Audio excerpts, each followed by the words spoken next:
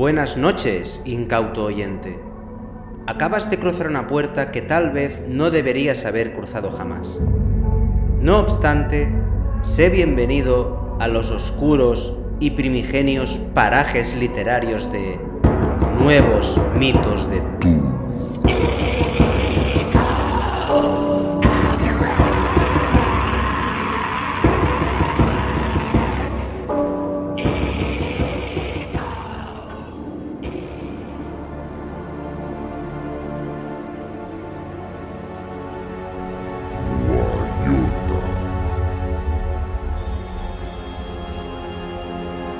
Era el 26 de julio de 2052. Pese a que el mundo estaba inmerso en la Tercera Guerra Mundial que enfrentaba a la Alianza Oriental, liderada por China, contra la Liga Occidental a las órdenes de Estados Unidos, nada desviaba la atención de Yeray. El arqueólogo limpiaba con la brocha de fósforo y bronce el polvo de la roca que acababa de pulir mediante el punzón. Era una estructura lítica que abría una rendija dentro del Teide, en uno de los laterales de la gran montaña. Aquella grieta era bastante ancha y muy alta, permitiendo de sobra el paso de un hombre.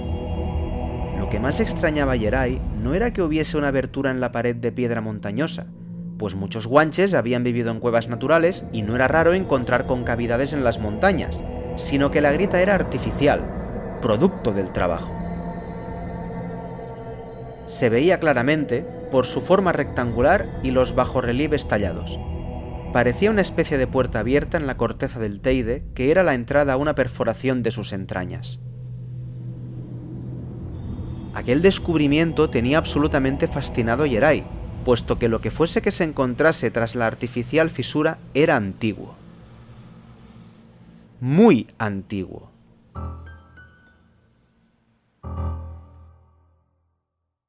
Antes de llegar a esa especie de portal tallado en la piedra, Yeray y su equipo tuvieron que quitar varias capas de basalto de distinta antigüedad. La última, que estaba en contacto directo con la puerta y sus bajorrelieves, databa del Plioceno zancliense y, por lo tanto, tenía más de 5 millones de años. Este hallazgo planteaba diversas preguntas de gran trascendencia. En primer lugar, era evidente que quienes hubiesen tallado esa puerta eran anteriores a los guanches.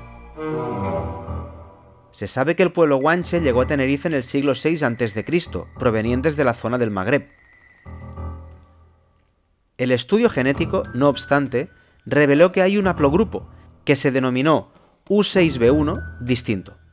Es decir, los guanches son una mezcla entre inmigrantes del norte de África y algún otro grupo que probablemente ya estaba en la isla cuando llegaron los bereberes.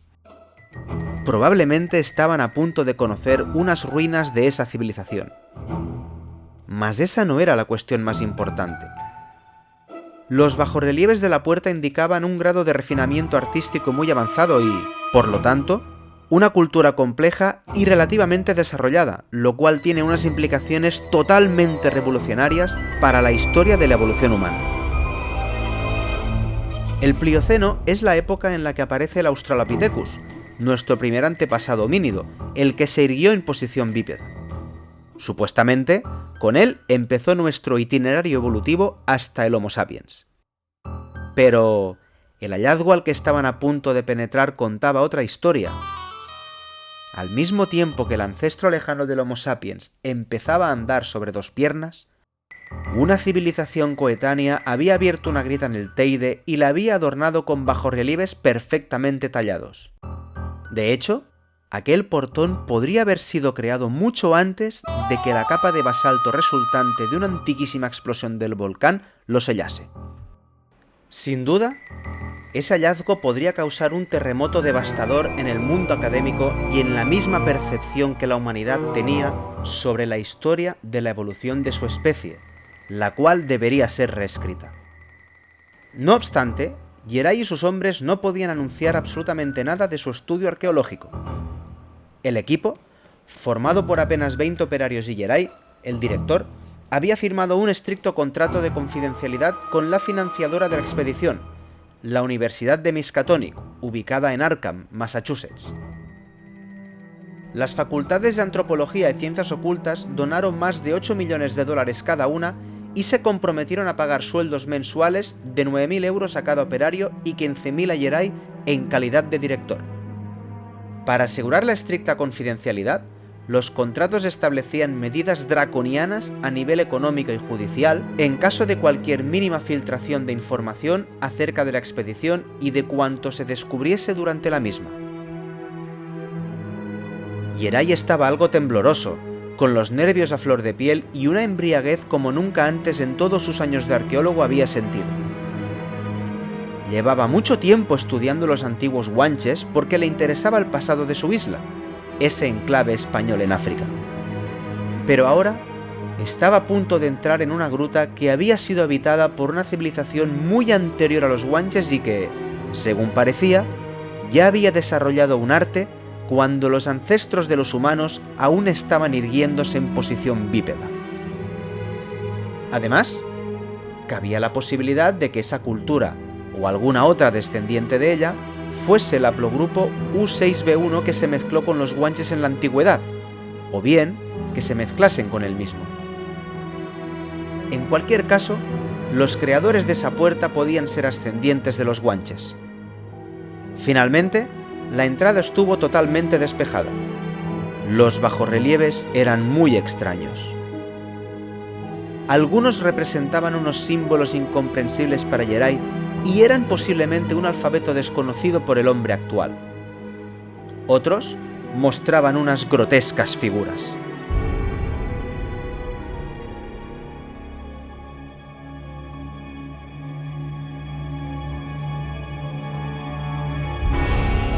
Unos seres con tentáculos en la cabeza, antebrazos dobles que terminaban en largas protuberancias, prolongados abdómenes y dos piernas cuyos pies presentaban 3 largos dedos, 2 posteriores y 1 anterior. El rostro de aquellos seres disponía de 5 ojos con una distribución simétrica, 2 en cada lado y 1 en medio. Lo primero que pensó Yeray fue que aquellos cuerpos semihumanoides debían de representar algún tipo de divinidad o criatura mitológica.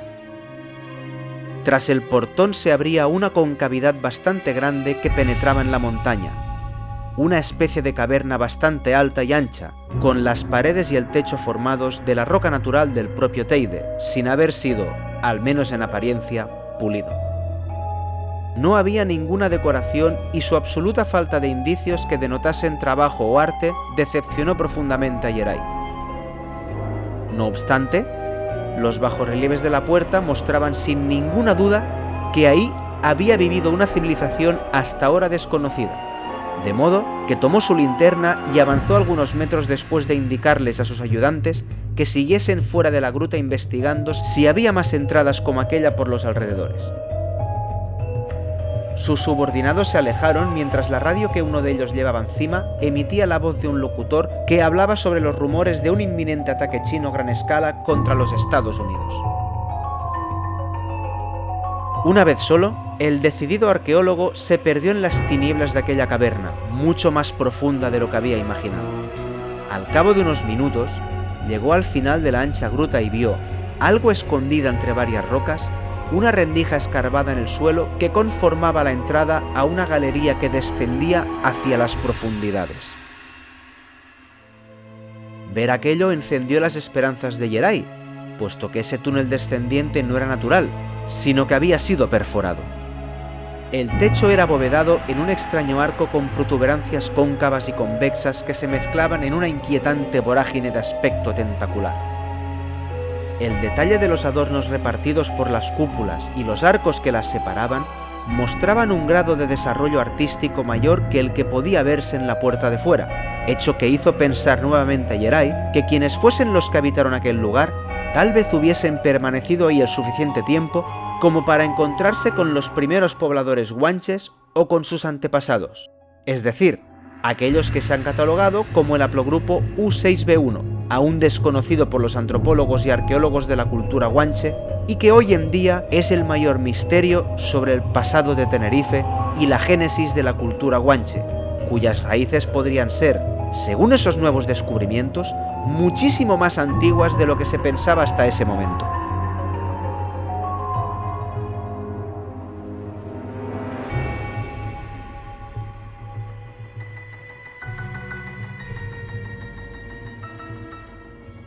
Bajando por aquella galería siempre con la linterna encendida, puesto que había varias antorchas dispuestas por las paredes pero estaban apagadas, pudo comprobar que aquellos seres con cabeza tentacular que había visto en los bajorrelieves de la entrada estaban representados por todo el corredor descendiente.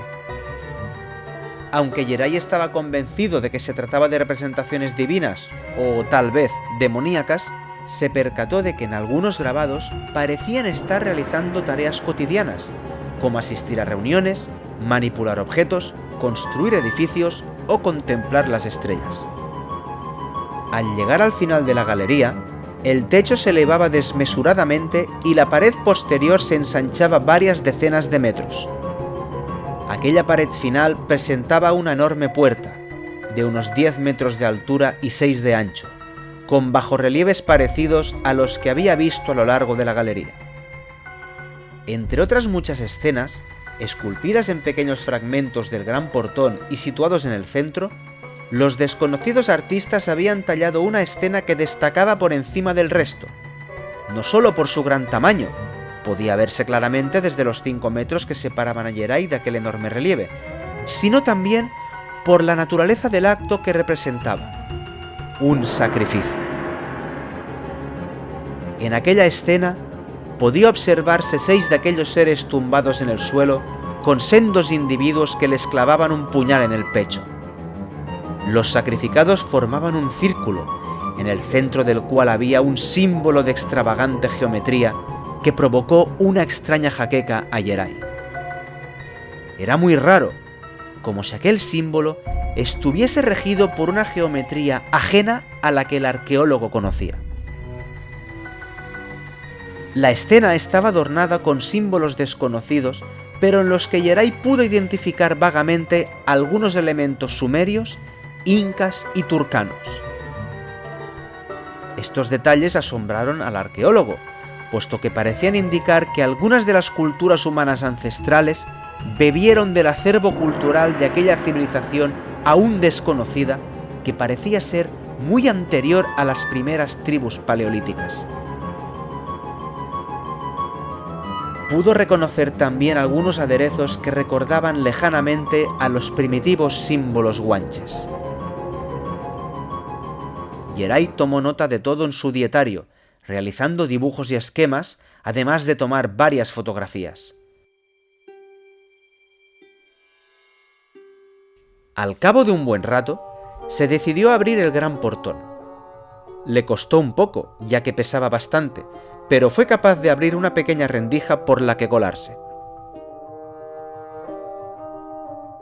Al traspasar aquel portal, pudo dirigir la luz de su potente linterna a la nueva dependencia en la que se encontraba, aún más sorprendente que todo lo que había visto hasta entonces. Una gran cúpula escarbada en la montaña coronaba una estancia muy amplia, con las paredes decoradas con infinidad de bajorrelieves, pinturas y esculturas. En medio de aquel enorme espacio subterráneo había dispuestas 6 enormes estatuas de los seres con cabezas tentaculares y brazos bimembres, formando un amplio círculo en el centro del cual había un perímetro que cerraba la enorme circunferencia, marcado con un borde que se elevaba unos 5 centímetros del suelo. En medio de aquel redondel había pintado, con una extraña sustancia verduzca algo reluciente, el confuso símbolo que Geray había observado en la puerta. Volvió a extrañarse con aquella geometría ajena hasta que se percató de algo. En la parte posterior del círculo había un pequeño altar de poco más de 1 metro de altura, encima del cual se encontraba un pequeño recipiente que, al acercarse, vio que estaba cerrado con un tapón. Geray cogió el frasco y lo examinó mientras lo apuntaba con la linterna. Era de un material duro, parecido a la piedra pero muy liso, sin ninguna rugosidad. El tacto era bastante extraño, con cierta viscosidad y, al mismo tiempo, seco. No logró identificar el material del que estaba hecho, aunque estaba seguro de que no pertenecía al entorno natural del Teide. Con una mezcla de emoción e inquietud, destapó el tarro y un olor dulzón penetró sus fosas nasales. pudo ver que dentro había un líquido denso de color morado cuya naturaleza no supo identificar. Por algún motivo, sentía el impulso de beberlo, aunque el sano sentido común le aconsejaba no ingerir un fluido que podía llevar ahí millones de años. No obstante, la atávica curiosidad humana, fortalecida por la pulsión científica, lo impelieron a beberlo.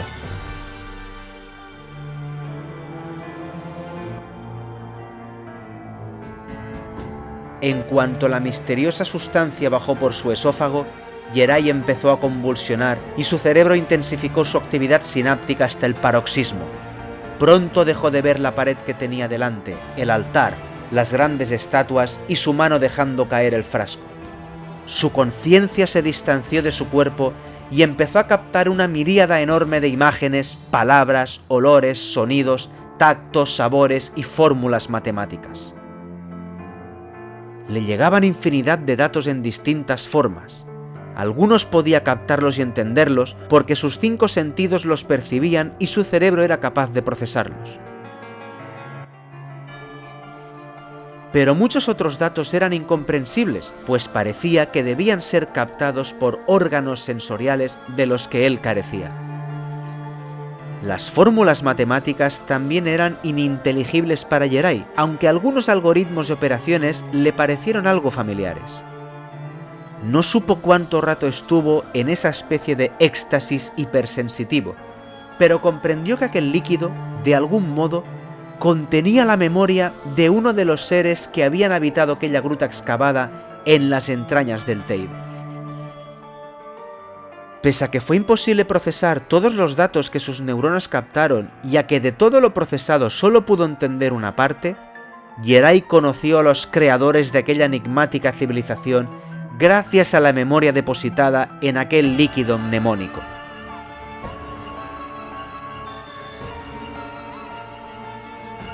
Aquella gruta, con sus bajorrelieves, cúpulas y estatuas, era una colonia del pueblo Sharnak.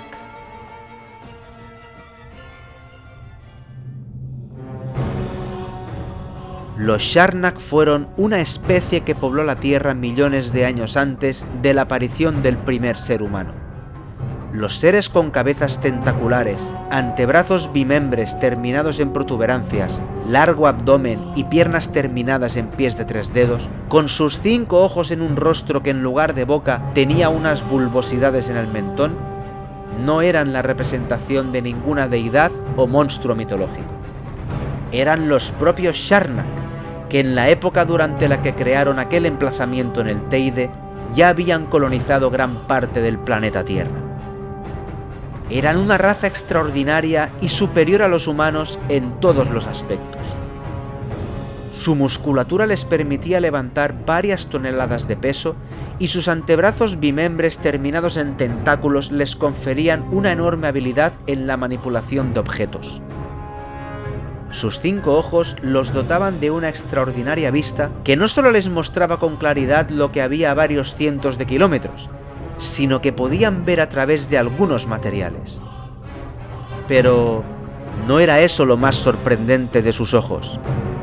Gracias al ojo central podían percibir el mundo subatómico, es decir, veían claramente la composición no solo de átomos de cualquier material, sino que además podían captar todos sus electrones, protones y neutrones. Pero aún había algo más insólito. Eran capaces de manipular las partículas subatómicas y, así, alterar las características de los objetos, fuesen naturales o artificiales. Su inteligencia aventajaba al hombre en todos los aspectos, sobre todo en la matemática y la física. Las grandes teorías de la ciencia humana, como la relatividad, la física cuántica o la teoría de cuerdas, eran simples juegos infantiles para los Sharnak. Además, uno de sus pasatiempos favoritos consistía en proyectar sus mentes hacia las estrellas, viajando por la galaxia de una forma semifísica. Los Sharnak tenían colonias en los 5 continentes, incluso en emplazamientos situados en distorsiones espaciotemporales. se organizaban políticamente en una especie de gerontocracia asamblearia. Los conflictos en el seno de esa civilización eran escasos, puesto que su habilidad para manipular casi cualquier materia, sumada a que, pese a pertenecer al reino animal, se alimentaban mediante la fotosíntesis, hacía muy poco probables los enfrentamientos por los recursos naturales disponibles. Además, tampoco había competencia sexual, puesto que se reproducían mediante esporas que los machos expulsaban de sus espaldas involuntariamente y fecundaban a las hembras sin necesidad de ningún contacto carnal. Sus mayores temores parecían ser dos divinidades a las que rendían culto. Parece ser que ambas estaban relacionadas, aunque Yeray no entendió de qué modo. Solo pudo captar dos nombres, Azathoth y Nyarlathotep. Pudo ver algunas estatuas que los representaban, pero sus cuerpos eran tan extremadamente grotescos y horrendos que la imagen se distorsionaba y no podía ser captada con claridad. En todas las ciudades Sharnak había estatuas dedicadas a los temibles Azathoth y Nyarlathotep, que eran adorados más por miedo que por devoción. En una de las ciudades más grandes de los Sharnak, llamada Hra, hubo un enfrentamiento contra unos tenebrosos ángeles descarnados que adoraban a una divinidad antagónica a Nyarlathotep y Azathoth.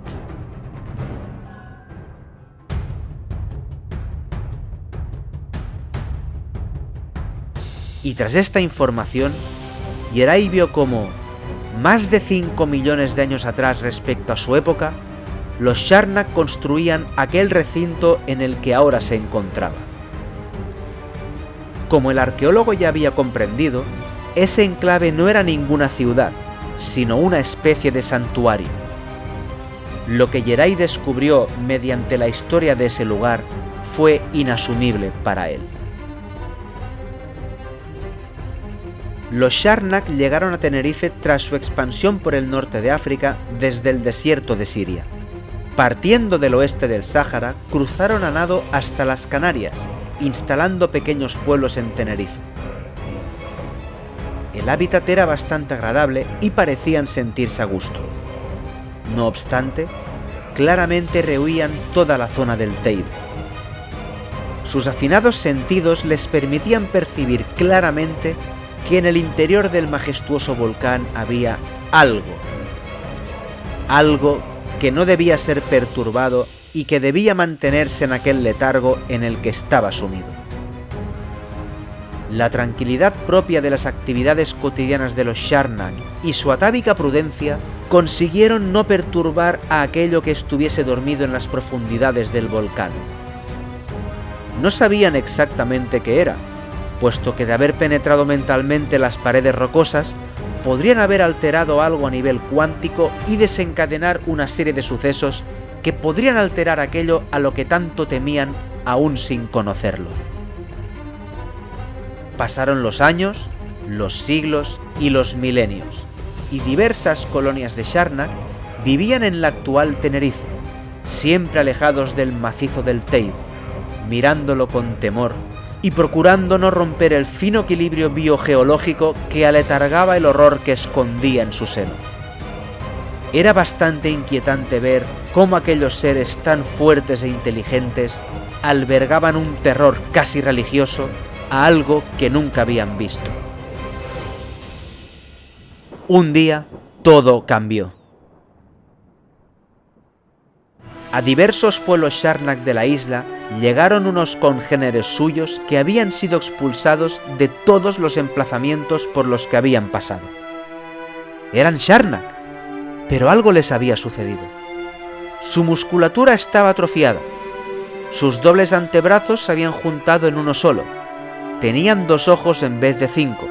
Sus bulbos del mentón se habían retrotraído y un poco más arriba, por debajo de los ojos, presentaban un extraño orificio con dientes y una asquerosa lengua. Además, de sus pies surgían 5 dedos. Los tentáculos de los antebrazos se habían reducido a 5 y eran mucho más cortos y, además, en sus cabezas empezaba a surgir una cabellera. Aparte de la degradación física, grotesca a ojos de los Charnak, pero muy familiar para Jerai, había otros tipos de degeneración en aquellos individuos. Tan solo poseían 5 sentidos en vez de los 12 propios de los Charnak. Habían perdido la capacidad de expansión mental y padecían un retraso intelectual abrumador en comparación con los Charnak normales. Por último, parece ser que perdieron su capacidad fotosintética y para alimentarse necesitaban comer y beber, con la consiguiente necesidad de eliminar los residuos corporales en forma de orina y excrementos, algo que resultaba insanamente asqueroso para los Charnak. Su comportamiento, además de estúpido y soez, era agresivo. Se peleaban por conseguir alimento y, debido a que su modo de reproducción también había mutado y consistía en el apareamiento sexual, los machos se peleaban a menudo para copular con las hembras. Todo aquello perturbaba la vida de los Charnak, de modo que se decidió expulsarlos de todas las comunidades que había en la isla. Según entendió Jerai, eso es lo que les había sucedido a aquellos Charnak involucionados que tan familiares y cercanos le parecían a él durante varios siglos y en todos los casos habían optado por la emigración. Pero ya no podían ir más allá de las islas donde se encontraban, de modo que se instalaron en sus propios poblados, conformando una sociedad aparte de la que habían sido expulsados. En un principio, los Charnak normales y los Charnak involucionados vivieron separados y sin conflictos. Los Charnak superiores, así se consideraban, se dedicaron a analizar a nivel molecular y subatómico a los degenerados mientras los observaban a escondidas y llegaron a comprender que esa grotesca degeneración genética se debió a unas terribles mutaciones en su genoma causadas por un hongo que parasitaba un virus que, no sabían cómo, había llegado desde el espacio, pues su composición proteica presentaba unos aminoácidos inexistentes en la Tierra.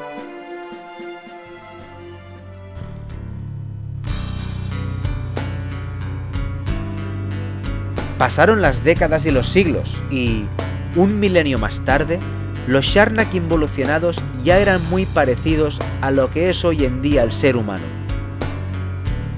Su relación con los Charnak superiores no era demasiado fluida, aunque habían establecido algunos contactos más o menos regulares.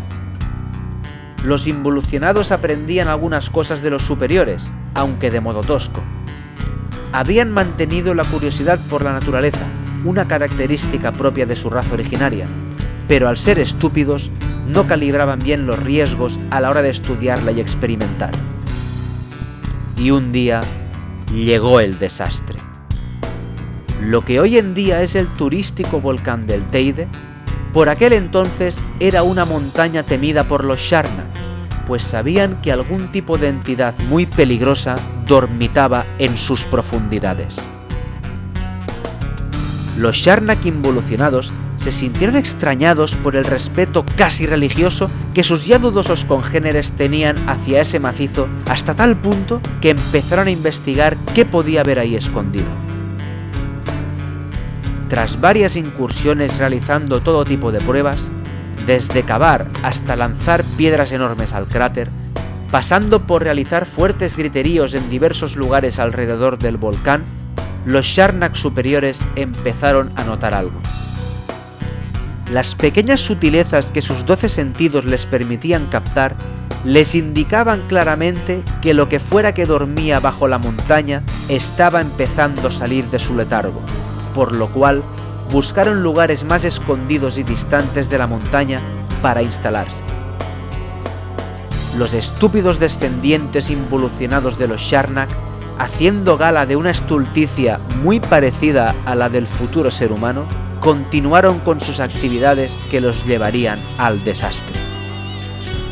Los Charnak superiores siguieron observando desde la distancia, algunos incluso desde las islas vecinas. Y una noche sucedió. Los Charnak involucionados estaban realizando sus habituales rituales alrededor del cráter de lo que hoy es el Teide. Con el tiempo, su curiosidad se convirtió en fanatismo religioso y perpetraron algunos sacrificios como ofrenda al ser del cual estaban convencidos que vivía en las entrañas de la montaña. Insistieron con sus ruidos, sus plegarias y sus arrojamientos de víctimas en holocausto al cráter. Y una noche, todos los que se congregaron alrededor del gran orificio del volcán vieron salir a la criatura que habían estado intentando despertar desde hacía tanto tiempo. La imagen del ser llegó a la mente de Yeray y vomitó su horror dentro de su encéfalo. Era una especie de mezcla entre oscuridad y fuego. Era enorme, de proporciones inconmensurables. Su cuerpo salió del cráter del Teide, pero era más grande que el mismo volcán, pues se expandía y contraía en una especie de vaivén óptico. El fuego abrasaba los alrededores al tiempo que la oscuridad que lo conformaba, mucho más densa que la negra noche, permitía distinguir algo de su contorno, a veces vagamente humanoide, otras totalmente amorfo.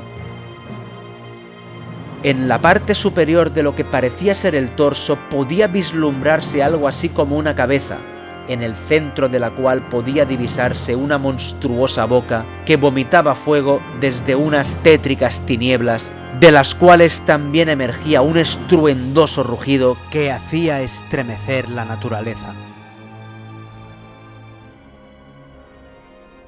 Los Sharnak involucionados que se encontraban cerca de la pavorosa entidad murieron abrasados por el fuego o se lanzaron de la montaña tras haber enloquecido por completo y negarse a vivir en un mundo donde existía aquella monstruosidad que habían despertado. Mientras unos morían quemados en vida o arrojados al vacío, los Sharnak involucionados que estaban lejos del volcán pero contemplaban aquel horror, corrieron a esconderse y todos gritaban un nombre: Guayota. El torrente mnemónico terminó aquí. Yeray aún pudo captar algunos destellos finales. Vio a algunos Sharnak involucionados enterrarse bajo tierra y entrando en hibernación. Vio a los Sharnak superiores cavilando sobre cómo volver a encerrar a aquella bestia bajo el Teide. Pero poco más. Al despertar de su catatonia mnemónica, Yeray cayó de espaldas al suelo.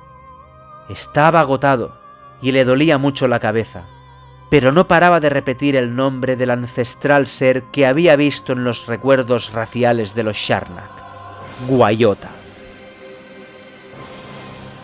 Guayota, el demonio del Teide en la cultura guanche. Entonces, ¿las siniestras leyendas de los indígenas tinerfeños tenían una base real? ¿Guayota existía de verdad? Mientras consideraba estas cuestiones, desvió su mirada hacia abajo y se percató de algo.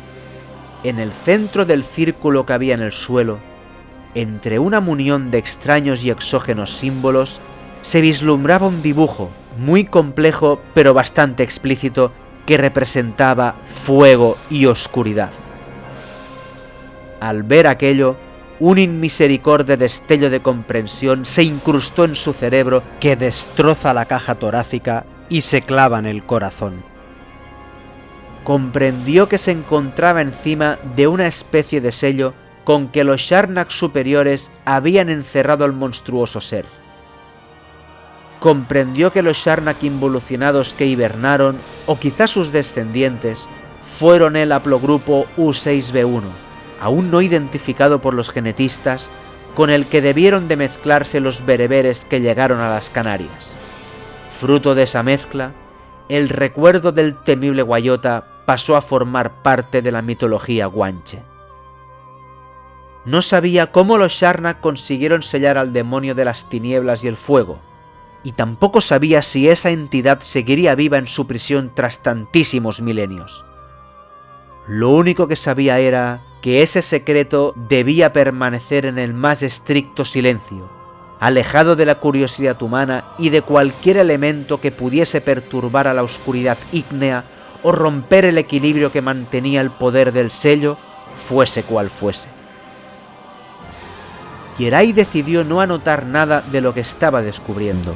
Saldría fuera y diría a sus subordinados que ahí no había nada que ver. Renunciaría a la investigación y devolvería la dotación económica a Miskatonic. Sí, eso haría. Después, intentaría olvidar todo lo que había descubierto, aunque en el fondo sabía que no tendría más opción que ahogar su locura en alcohol.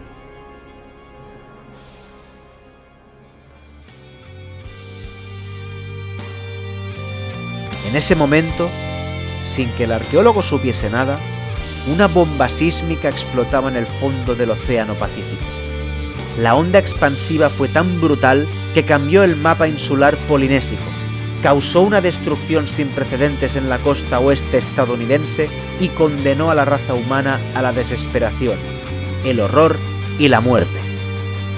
R'lyeh surgió de las profundidades marinas y los sueños del durmiente, que hacía eones que afectaban a los seres vivos de la Tierra, perturbaron a miles de millones de conciencias.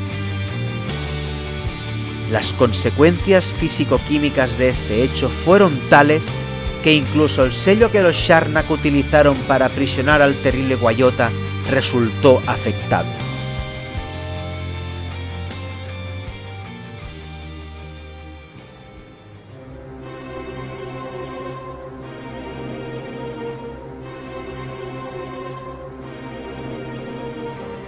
Yeray no sabía nada de esto, pero enloqueció de terror cuando notó un calor insoportable y, al darse la vuelta, vio un colosal amasijo de oscuridad llameante y una pavorosa boca en la cúspide de esas tinieblas abrasadoras que rugía con un grito atronador.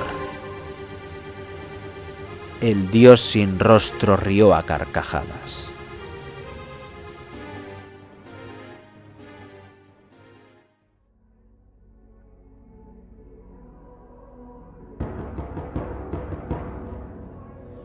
Hola de nuevo, incauto oyente. Si has llegado hasta el final sin enloquecer, tras descubrir el penoso origen de la humanidad y algunos de los misterios y horrores que esconde nuestro planeta, te animo a que profundices más en estos arcanos conocimientos. Algunos de los sucesos y horrores a los que se ha hecho referencia en este relato se encuentran expuestos en mayor profundidad en otros de nuevos mitos de Tulu. Te invito, si es que aún tienes cordura para ello, a leer o escuchar los relatos El Advenimiento y también el audiorelato en mi canal de iVoox y de YouTube, en el que hablo sobre los Sharnak y el origen de la humanidad con más detalle. Recuerda que debes proceder con tu total responsabilidad.